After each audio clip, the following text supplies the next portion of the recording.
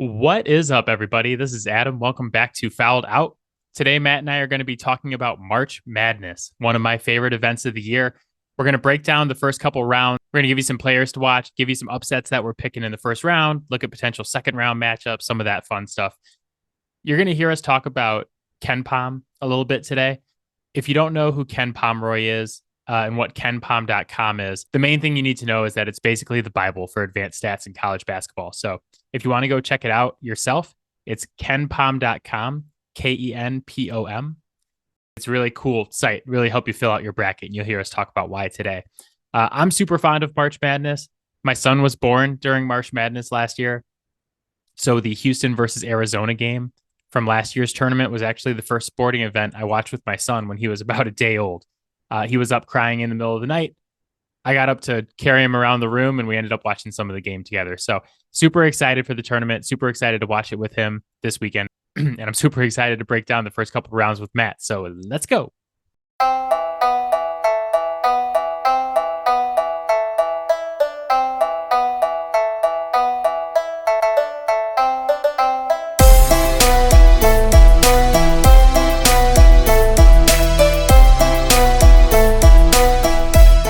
All right, Matt is here to talk about one of our favorite sporting events that it's hard to like transition into college basketball from everything else that we do because we do so much like Yes. NFL and NBA, and all of a sudden we're like, okay, 3 weeks college basketball. Yeah, we were literally just talking about how we got to get brackets done, but like free agency opened yesterday in the NFL. Like somewhat of a big deal. Yeah, it's such a hard area of the year to decide what to do because you have NFL free agency, you have trades going on, you have Aaron Rodgers giving the Jets a list of players that he wants them to sign, even though he's not on the Jets yet. So there's so much going on, and we're gonna do these 3 March Madness episodes, which end up being really good and really popular every year. People love it. And then we're gonna jump into the NFL draft. Like as soon as we'll do March Madness championship, boom, NFL draft stuff, which is probably our best month of the year. So like the next 8 podcast, lit. Looking forward to it. Yep. It's too bad we won't get to talk about the signing of the offseason right now, Mike White. I don't hate it for the No, Dolphins. it's actually a good move, but it's just so fucking funny to me.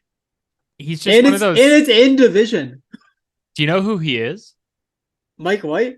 Yeah, he's the next Ryan Fitzpatrick. Oh my God. He's just going to play for every AFC East team repeatedly. He's just going to keep going to each one.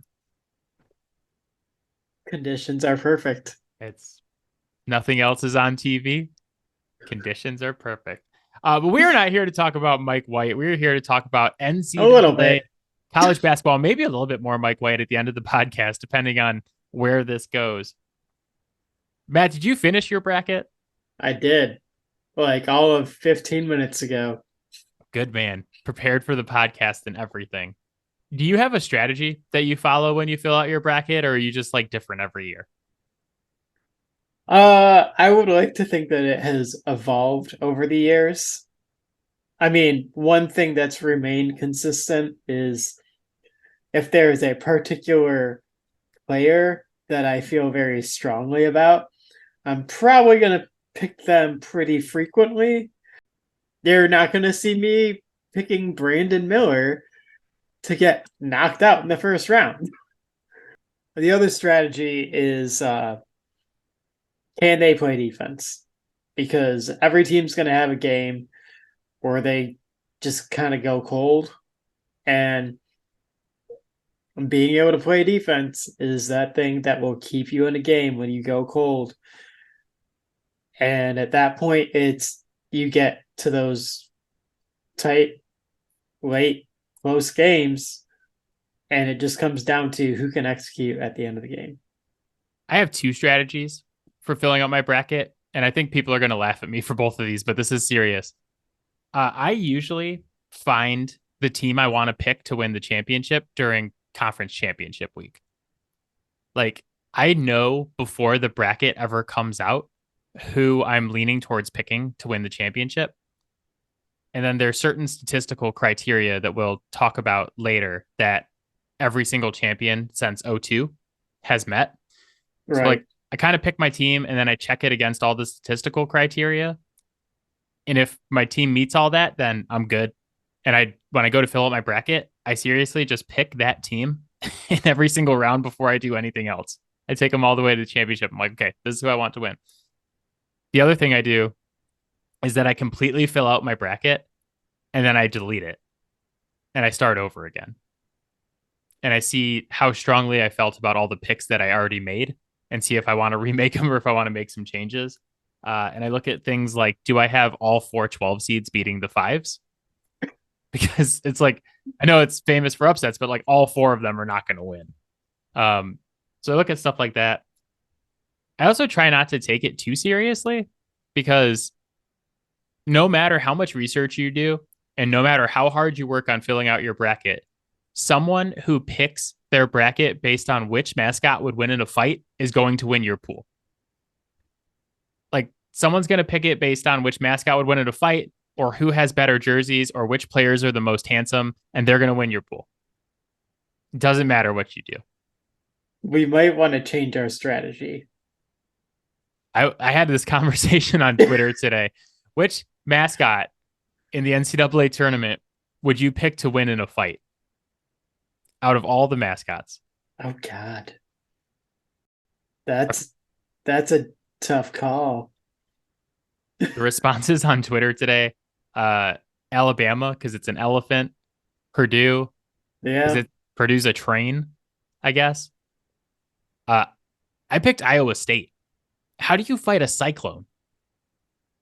I don't think you're going to win that one. That's a really good point.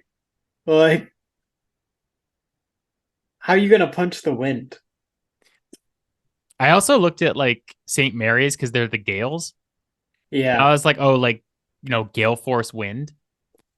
But actually, it's just a bunch of ladies named Gail.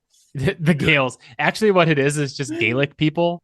And I was like, I'd probably dock you for that, Gaelics. Yeah, you know what? I don't think history is necessarily on their side. No, I actually don't know much about Gaelic culture, so I probably shouldn't be talking shit. But I'm just gonna pick VCU over them because I feel like the Rams would beat them in a fight. Spoiler alert: it hasn't necessarily always gone well for the Gaelics. That's a different podcast. I also like to look at coaches who have had deep runs before. Yeah. So like I'm more apt to pick like Arkansas with Eric Musselman, who's made a couple deep runs. Yeah. Or like a Michigan State with Tom Izzo, or like someone like that, at least to win like a round or two. Yeah. And then I also like players who have been here and done that before. Going back to Michigan State, it's been several years since Michigan State has done anything in the tournament at all. And that's not to say that like Tom Izzo isn't a good coach at this point, but it's like, how dry does that well need to go before we start needing to see that program prove it before we put stock in it again? It's a fair point. I do feel like Tom Izzo is kind of one of the most overrated coaches in college basketball. He has a national championship from like the early 2000s, as well as like, I think he has like 1 or 2 more championship appearances. Mm-hmm. But I will still take his experience if I'm on the fence and I'm like, Michigan State or USC, I don't really know who's going to win. I might lean more towards Tom Izzo's experience of having so many tournament games under his belt. Yeah, I just feel like the program is in a very different place right now, and they have not found their footing quite yet. Maybe this is the year, right? It has to happen eventually, statistically speaking. Well, I mean, 2019, they won 4 tournament games. COVID has made it all I think it's been so long. I mean, but to be fair, like You do realize that it feels like that's been like a decade, right? yeah, I know. Well, I forgot there wasn't a tournament in 2020 because of COVID. It was the first Yeah, event that we lost to COVID. But in 2019, they made it to the regional final. In yeah, 2015, they made it to the national semifinal. So yeah. I uh, remember that one. they've won. They've had some success, but like, yeah, definitely lately they've won their first Yeah, round game a couple the times and then been out. yeah the post COVID era has not been great. So yeah, we'll get into like our final Yeah. fours and our Hmm. championship picks here in a little bit. But one of the other like one of the awesome things to watch is the actual players themselves. Um, Right. and you talked about one of the guys I'm most interested in watching Yeah. during this tournament, and that is Alabama Yeah. wing Brandon Miller, who is currently projected to be like the number 3 or the number 4 pick in the NBA draft, kind of depending on what outlets you look at. He's actually the only prospect in the top 5 of the NBA draft right now who is going to play in this tournament. Hmm. Because you got Wembanyama from France, you got Scoot Henderson in the G League, and then the Thompson twins who play for Overtime Elite, Yep. which how those guys transition into the NBA after playing in Overtime Elite is going to be fascinating to me. But Brandon Miller is like the only top 5 guy we're going to see, and it's weird from years past where we had multiple guys that we were looking at. But Brandon Miller is Yeah. he's a 6'9" wing who shot about 40% from 3 this year, slightly over 40%, while averaging 19.6 and 8.3 rebounds. The advanced stats love him. He had a 25 PER, 61% true shooting, 123.5 offensive rating, and a 92 defensive rating this season. He has done everything he has needed to do this year to put him in that conversation of, okay, who's the first guy after Victor? This tournament is when he needs to make that elevator pitch. We're on the exact same page here because I kind of feel like I'm on an island a little bit. And maybe this is a little bit of a hot take, but if the draft was tomorrow, I think I would take Brandon Miller second. I think like legal issues aside, because Hmm. like he's wrapped up in some legal stuff right now, but he's being treated Yep. as a witness. So like assuming that doesn't change, I think I would take him second. He's a 6'9" wing who can score from all 3 levels. He's got a flamethrower from beyond the arc. Hmm. And he's good on defense. You just do not find that combination very often. No. And I know Yeah. Scoot's like super athletic and super exciting, Hmm. but when you look at where he's at right now, he's a 6'2" guard who can't really shoot threes. You know, he's shooting, I think, 33% in the G League right now. And we're starting to get to the point where this upcoming draft is reminding me of the 2021 draft, where there was a consensus number 1 overall player. Like we all knew who was going first. In Hmm. 21, it was Cade Cunningham. This year, it's Victor Wembanyama. In 2021, Houston took a guard from the G League second and passed on Evan Mobley, who we had all watched in the NCAA tournament ball out. And we Yeah. knew we're like, okay, this guy's really good. Yeah. You don't like Brandon Miller's another like unicorny type prospect where you just Hmm. don't find this combination of size and skill and like this much polish this young. I feel like right now I would take him and I want to see him make that announcement on the national stage. Like I could see this tournament being the Yeah. thing that like shoots him up into being the second overall prospect. That is what I expect out of a guy that is going to turn himself into a top 10 to 5 guy in the league eventually, right? And when you're drafting that high, that's what you are drafting to eventually have. That's what you're looking for.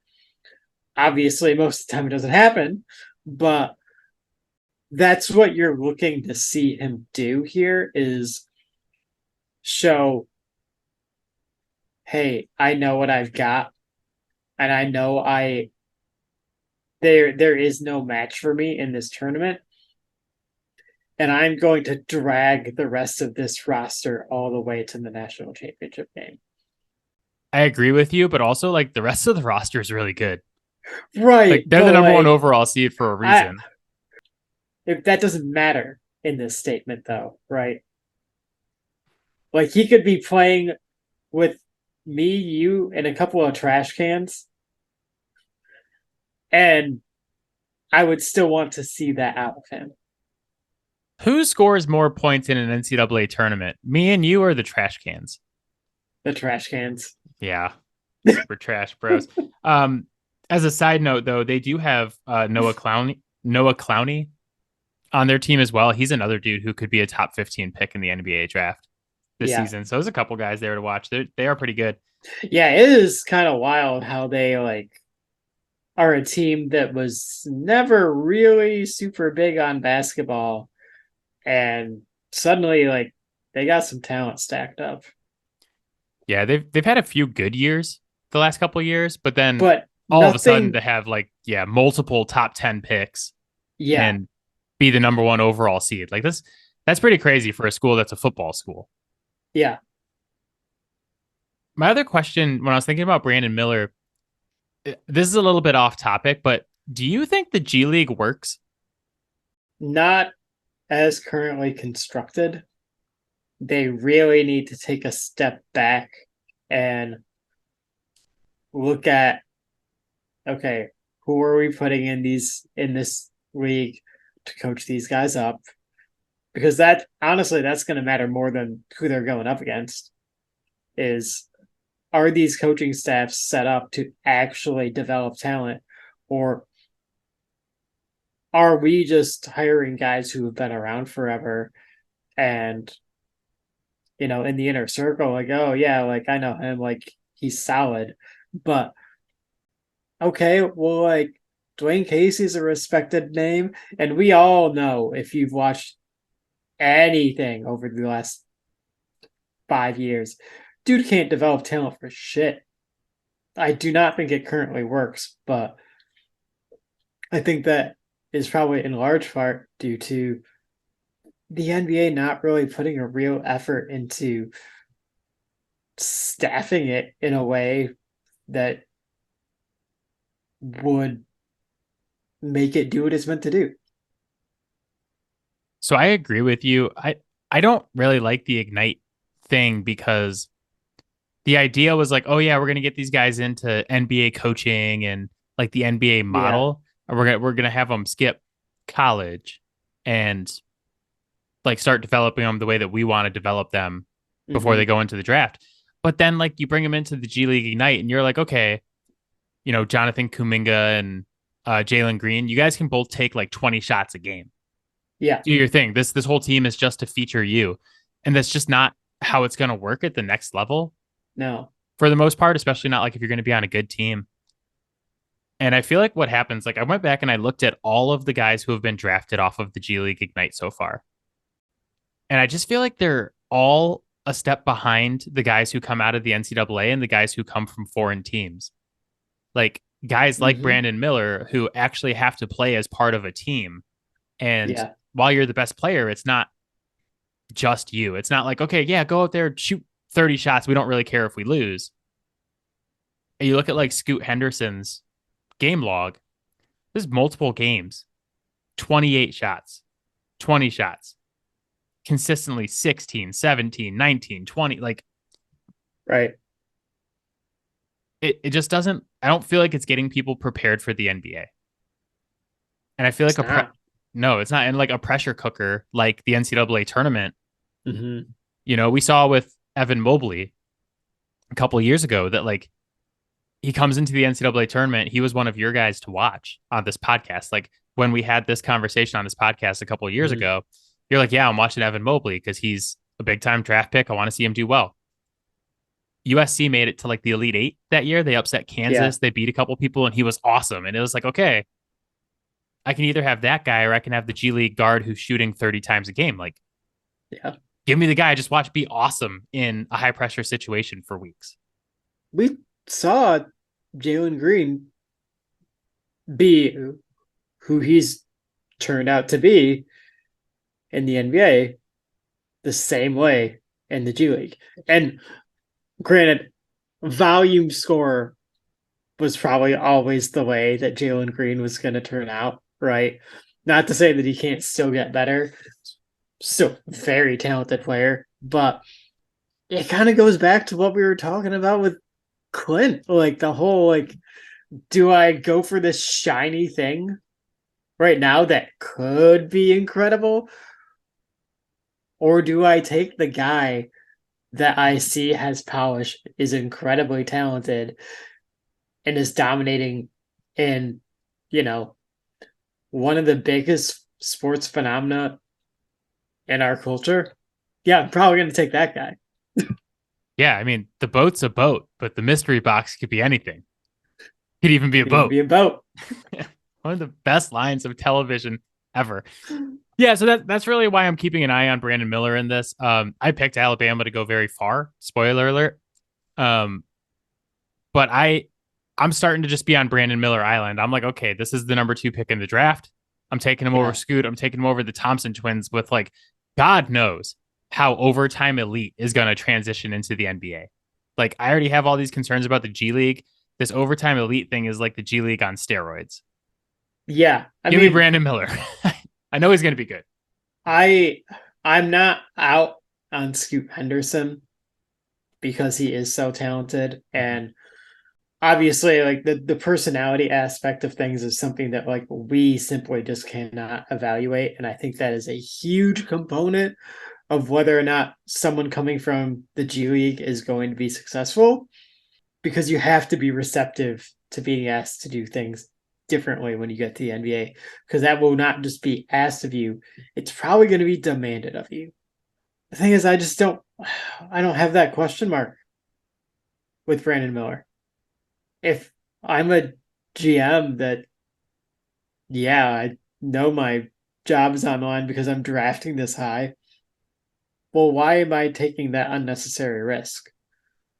If there's a more polished, just as high upside and far less risky prospect available. Yeah, like 100%. Houston has that pick back. Who are they taking? Evan Mobley or Jalen Green? Probably still Jalen Green because they're idiots. No, they're going to take Mobley after what we've seen. That pick could actually end up being like an unmitigated disaster for them. Yeah. I was just going over those guys' stats and like the things that Evan Mobley does, and it's ridiculous, I'm like, dude. Holy shit. And like they took him ahead of Evan Mobley and Scotty Barnes. Yeah. And tough one. The thing is that Evan Mobley's stats are like dampened by playing in Cleveland because that roster is just so loaded. Yeah. I mean, but just like if you watch film on the guy, it's just like, God, the offensive stats may not be there, and Jared Allen's going to get some rebounds, but holy shit. He's so good for that. Oh my God.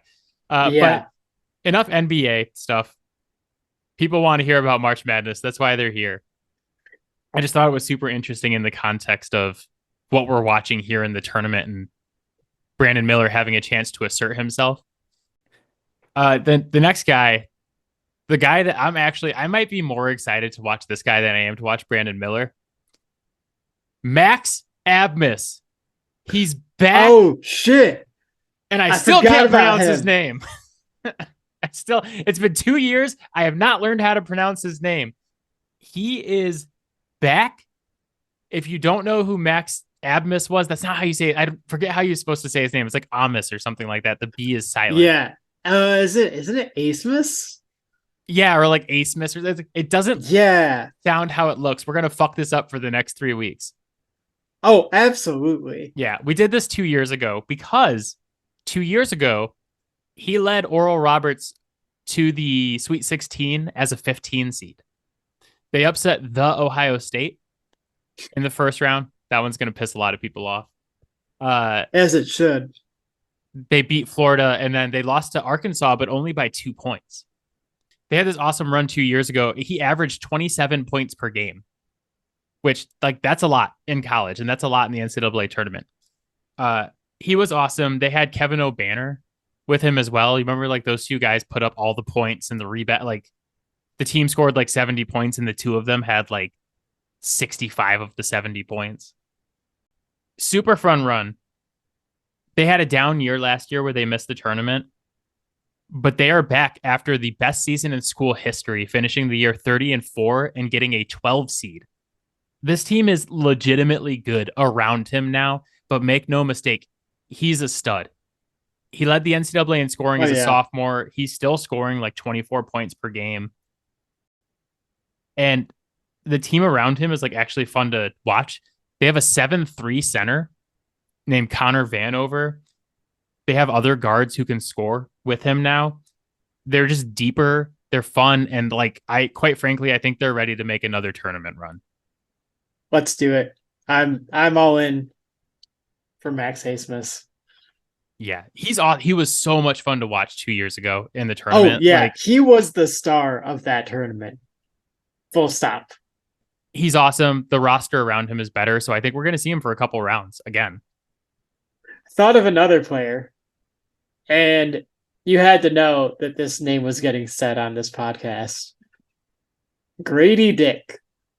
Do we need to play? We need to play a round of like porn stars versus college basketball players. You have to guess which one is which. Grady Dick, college basketball player or porn star? Right. Porque no los dos. At the end of the day, like Grady Dick is actually like a legitimately pretty damn good basketball player. Shooting like just under 40% from three. He's playing on a really, really good team too. So, but definitely keep an eye on him. I think doesn't Arkansas have like a couple of really good guards too? Yeah, Nick Smith is still there, and Anthony Black, and Ricky Council. You got a couple guys. Ricky Spanish. Yeah, I'd like quick hitters. Oscar Tshiebwe, the senior forward / center from Kentucky. He's led the NCAA in rebounds for 2 years in a row now. Mm-hmm. He's fun to watch. And then I just wanted to mention Tracy Jackson Davis, the senior forward from Indiana. So in the last 30 years of college basketball, there's been one player who finished their career with over 2,000 points, over 1,000 rebounds, over 250 blocks, and over 200 assists. Do you want to guess who that player is? No, because I don't want to sound dumb. It was Tim Duncan. Jackson Davis is past all of those milestone markers already. So he's going to be the second player to do that. Yeah. So he's not like a big NBA prospect. There's another guy, Shafino Hood on Indiana, who's probably going to be a top 10 NBA pick, who is going to be fun to watch too. But he's awesome. He's been there for years and he's been awesome there for years. So he's another super fun guy to watch. Yeah, Nick Smith, who you mentioned from Arkansas, he is projected to be like the 7th pick in the NBA draft. Houston's got a bunch of dudes who are super fun to watch. Like there's talent all over this tournament. Like it's going to be an awesome tournament. Just watch any game, basically. Yeah, I mean, that's my favorite thing about the tournament. It's like noon on Thursday. I'm working from home, get the games up on the TV. And then you got like Friday, Saturday, Sunday. Like this is one of the best weekends, man. I love the first couple of rounds of the tournament. And I would be remiss if I didn't just mention my favorite name in the tournament, Terquavion Smith. Just an incredible name. NC State represent. Yep. I say that like I knew what school he played for before the podcast. Matt educated me before we started. The most fun part of the NCAA tournament is the upsets, the Cinderellas, the fun, and it's especially great in the first round. If you remember last year, I think it was like 2 years ago, we set the record for most upsets in the first two rounds of tournament history. And then last year, they almost beat that record. Yeah. We could see a bunch again this year. We probably will see quite a few. What upsets are you picking? Like, give me a couple upsets that you're picking in the first round. We're definitely both going with Oral Roberts. Mm-hmm. Max Asmus is back, and he's here to give the people what they want. And that is a first round loss for Duke. Yes. He's the hero we need. I actually do. I really like that one. Aside from the fact that it's Max Asmus versus Duke, I do like that one. Oral Roberts scores a ton, 84.2 points per game, which is third in the nation. They're second in threes per game at 10.8, and they don't turn the ball over. They're sixth in turnovers, like sixth best in turning the ball over. They also hit their free throws. So they're 12th in free throw percentage for teams. And so, like, all those things, I like all those things. I like being able to hit threes, not turning the ball over. But most importantly, what Duke is really good at this season, they're not as talented as they have been in years past. And obviously, this is their first year without Coach K. But they're 16th in rebounding and they're 20th in offensive rebounding. So they beat you up down low. They're not a great three-point shooting team. They're 239th in threes per game and 213th in three-point percentage. So they're a team that's really focused on beating you in the paint. Not super easy to do when the other team has a 7-3 center. Yeah, right? Like, that is going to be really tough. And it's John Shire, the coach of Duke. It's his first year as head coach. Oral Roberts' coach is the same coach that led them on an upset trail before that we just talked about. I like it, man. CBS says that 83% of brackets are picking Duke right now. That's where we want to be, baby. We're under the radar. We got Max Asmus on our side. Let's get it. I'm taking Oral Roberts for multiple rounds. Yeah, I mean, lock that one in. Yeah, whoever wins this probably gets a date with Tennessee in the second round. Tennessee's star point guard tore his ACL near the end of the season, and they finished like 5-7 down the stretch. So if Tennessee even makes it out of the first round, like, they're an easy target in the second round for Oral Roberts too. Like, put Oral Roberts in your Sweet 16, people. Do it now. Who else you got? I got Drake over Miami, as well as Kent State over Indiana. I know that one you probably don't like so much, but I am very down on pretty much anyone from the Big Ten that isn't Purdue. You should be. Purdue's the team that always blows it too. You should be but like, the rest of them have been not good this year. That's fair. I actually like Indiana to go a couple rounds. My biggest upset that I picked, I'm not super confident in this one, but I have number 14 UC Santa Barbara, the Gauchos, over Baylor. So since 2004, there have been 24 teams that were top 10 in offensive efficiency in KenPom while being outside of the top 100 in defensive efficiency. Of those 24 teams, 19 were knocked out in the first round, and 0 of the 24 made it to the Sweet 16. So all 24 of them either lost in the first or the second round. Baylor, second in offensive efficiency, 104th in defensive efficiency. They also turned the ball over like crazy. They're 201st in turnovers. This is a game that's going to be played at a really slow pace. Baylor's 202nd in pace, and UC Santa Barbara's 296. They both want to slow it down, meaning there's going to be less possessions, meaning you add more variance to a game. Makes it easier for there to be an upset. Also, UC Santa Barbara shot 49% from the field this year. 7th in the nation. So if I'm looking for like a huge upset in the first round, I'm probably looking for a game that's not going to have a ton of possessions. I'm looking for a bigger team that's vulnerable. And like, honestly, Baylor's been great the last couple of years. I know they've had a couple deep runs with Scott Drew and they won a national championship. I if I'm gonna pick a lower seed, like 14 or lower to win, that's my team that I'm picking. Doesn't hurt that they're named the Yeah, Gauchos. yeah, that definitely helps. There's a lot of good points there. I would definitely agree that there's a certain level of vulnerability there. Obviously, Scott Drew being pretty experienced on tournament runs maybe gives them a little bit of protection from that. But yeah, definitely the turnovers are a very real concern there. Yeah, When I you're talking about basically a slow paced game, every turnover, like the value of that is tripled. yeah, I basically took everything that I said about coaching to start this podcast and said, "Fuck it, that team is called the Gauchos. Let's go." Yep.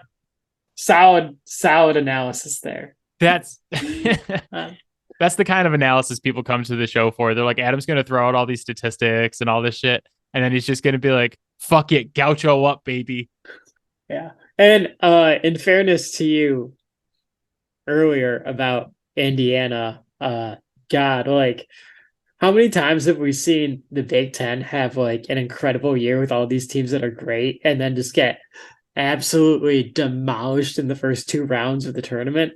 So maybe all the Big Ten teams are just going to be really good except for Purdue now because that's how just things work. The Maybe regular season is the opposite. there was that year a couple years ago. They like tied the record for most tournament teams. They had like 11 teams, and Yeah, it like was insane. the only one of them to make the Sweet 16 was like Michigan. It's Yeah. just like everyone else was gone. Uh, to be fair to you, Kent State is legitimately good. Yeah. Like they're better than a 13 seed should be. If you look at net rank, Indiana's 30th and Kent State's 59. So it's like not that big of a gap. I don't love the shooting numbers for No. Kent State. They're 128th in field goal percentage and 214th in three pointers, but like they're a good team, and like that's why these upsets happen Yeah. is because you have major conference teams like Indiana who are like good but not the best in their conference Mm-hmm. versus teams that dominated their conference against lesser competition. But like Kent State's a good team, so like I could totally see it. Yeah. And like situations like this, too. Obviously, Kent State is more likely to play up to Indiana's level because they're a perceived underdog there. And I mean, you look at the way so many of these Big Ten teams have played this year, like, yeah, there's certainly a risk for Indiana to play down to Kent State's level. Mm-hmm. So, like, that's how a lot of this stuff happens. Also, Kent State's leading scorer's name is Sincere Carey, and that should be all we need to decide that this is happening. That's pretty good. Yeah, the thing I like, so I have Indiana going to the Elite Eight. Actually, I have them beating Houston in an upset later in the bracket. Tracy Jackson Davis, who I talked about earlier, 21 points per game, 11 boards, 4 assists. Yeah. He's a baller. And then Jalen Hood Shafino is a 6'6 point guard who's averaging 13.5, 4, and 4. So there's some serious talent on Indy. Right. I'm going to hope it's enough to carry them because you could easily be right about the Big Ten just getting lit up in the first round of this tournament. Oh, yeah. Yeah, there were not very many Big Ten teams that I picked in the first round. No. I think there were like 2 or 3 at max. Yeah, I didn't pick this upset, but I did want to give a shout out to Kennesaw State. They're a 14. They're playing Xavier, who's a 3. My mom went to Kennesaw State in Georgia. Oh, I actually picked that one. Did you? Okay, give us the Kennesaw State for Robin Fowler. Defense. I mean, they're just a better defensive team than Xavier. Xavier's giving up almost 75 points a game. Like, if you struggle to shoot the ball in that game, like you're behind the 8 ball there. Oh, Xavier's 196 in defensive rating. Kennesaw State is 63rd. Yeah. Much better. Defense is like that rising tide that floats all boats for your team. Like, yeah, you want to score points, but man, the best teams and the best players have their off nights shooting, but you can always play great defense. When in advanced situation, you can't afford to only rely on your ability to score. You just can't. Yeah, that's a good point. To that point as well, I have VCU beating St. Mary's, which is another 12-5 in the first round. Mm-hmm. I'm going to warn you all. I maybe don't listen to me on this one. I have a thing for VCU. Back when I worked in hotels, my first day as a front office manager, VCU was staying with us because they were playing in the tournament in Auburn Hills back when the Palace was still open. And I met Shaka Smart and I met the president of VCU, and they gave all of my staff shirts that said Wreak Havoc on it because they used to have that Havoc defense. Yep. So I can't pick against VCU in the tournament. I haven't done it since then. That was like in 2000. That had to be like in the mid 2010s. It's like 2012, 2013, something like that. You'd have to look at like I think they played Michigan State at Auburn Hills. And I was rooting for them. I had my T-shirt on and everything. Yeah, I mean, I'm not in on that one. St. Mary's defense is pretty good. I mean, obviously, VCU is in the tournament for a reason, and their defense is not bad either. So they're probably going to be in that game. But I think that's a tough matchup for them to overcome. It is for sure. That's what I'm saying. Like this is a heart pick. Yeah. Like this is not like I don't have like this great statistical. Yeah. I don't have as good of statistical backup as I did for fuck yeah go Gauchos, but like it's a heart pick. I got a couple of those. I just have schools that I like from like my history with them that I'm just gonna pick. You know, I'm okay with that. Yeah, I also have schools that I hate that I'm gonna pick against. Yeah, I mean, I picked NC State over Creighton because Terquavion Smith. So, yep, there's so much randomness in an NCAA tournament that like you should have a methodology, you should have criteria that you look for in games, but like it's okay to just be like, I want to root for VCU, so I'm picking VCU. Yeah, I mean, honestly, you're probably going to be more successful and more importantly, have better mental health if the way you pick your bracket is you're just going to yeet it.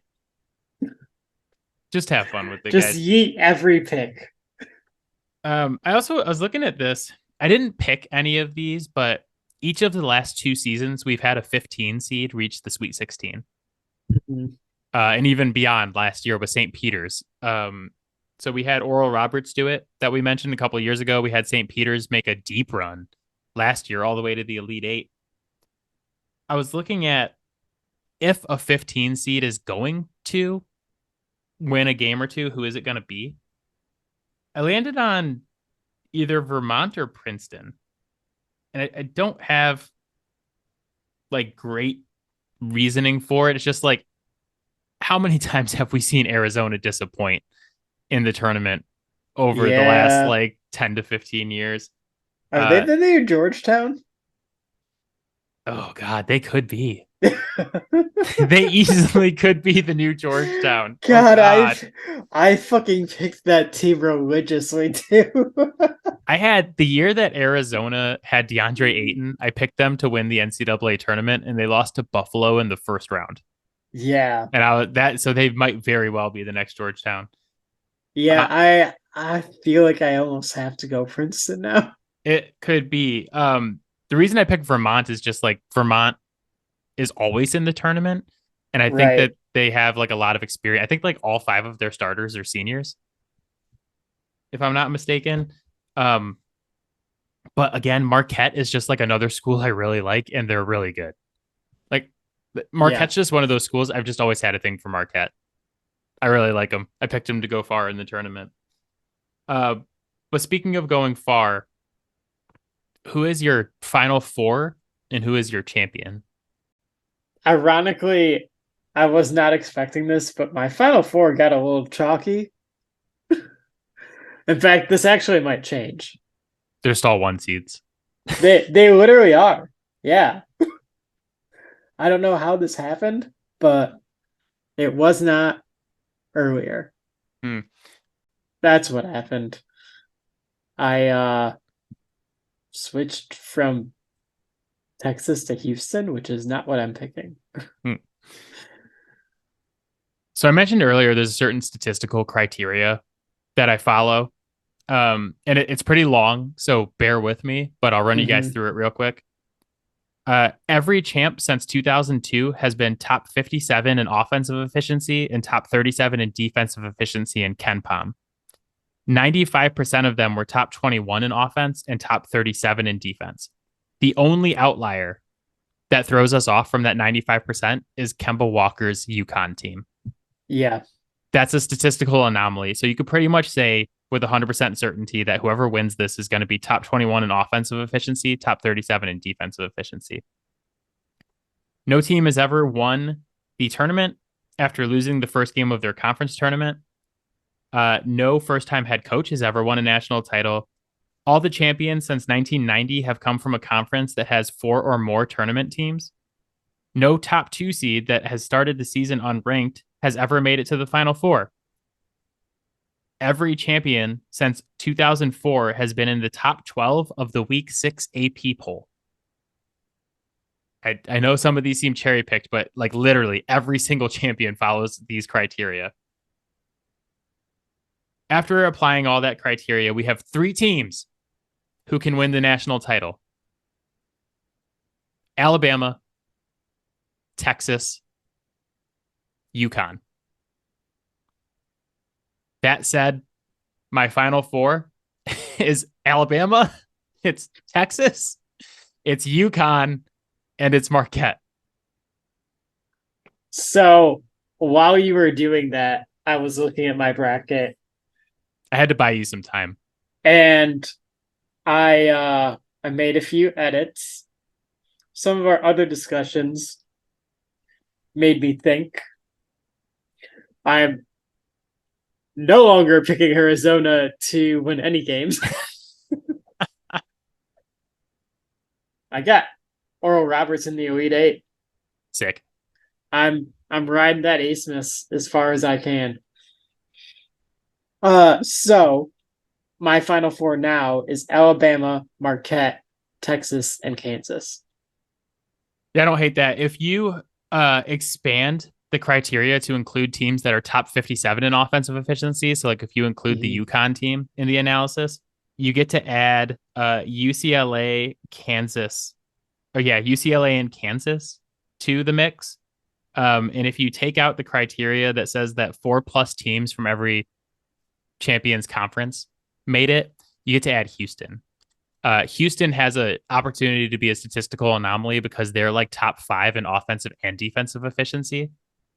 So like they're good enough, according to KenPom, to kind of break the mold here a little bit. So I keep an eye on them. So that said, who's your national champion out of those 4 teams? Brandon Miller. Yeah. Yeah, I'm not betting against him here. Bama all the way. I like it. I don't say that very often. I have Alabama in the national championship. I picked Texas to beat Alabama in the Natty. Wow. Do you have Alabama over Texas?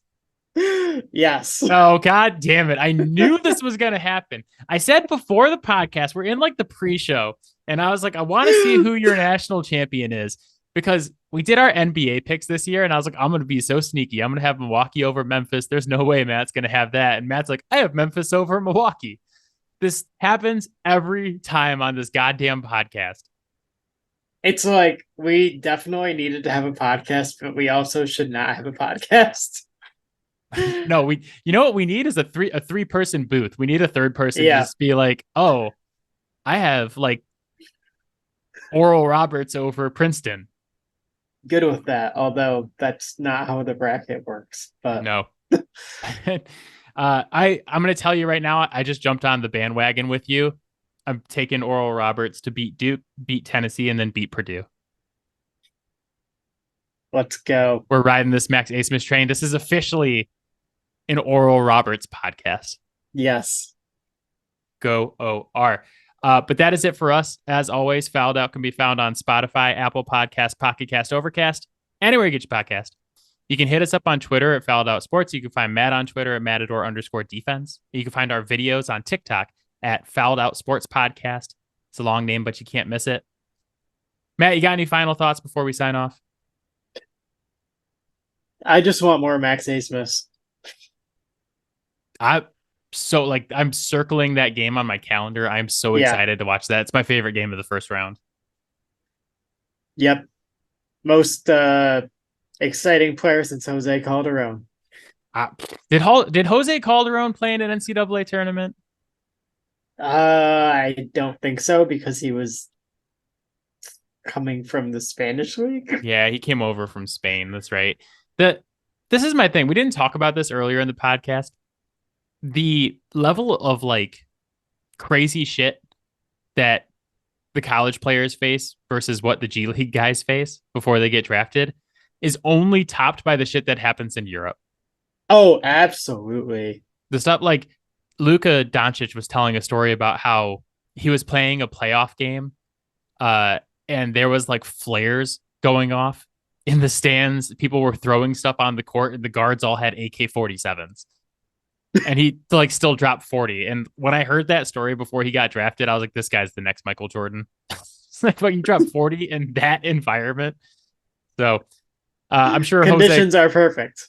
Conditions are perfect. So, all right, my friend, I will see you soon. Enjoy the games this weekend. Let's go, Oral Roberts. Woo! Woo. All right. Bye, guys. Bye, Robin. Bye, Mom.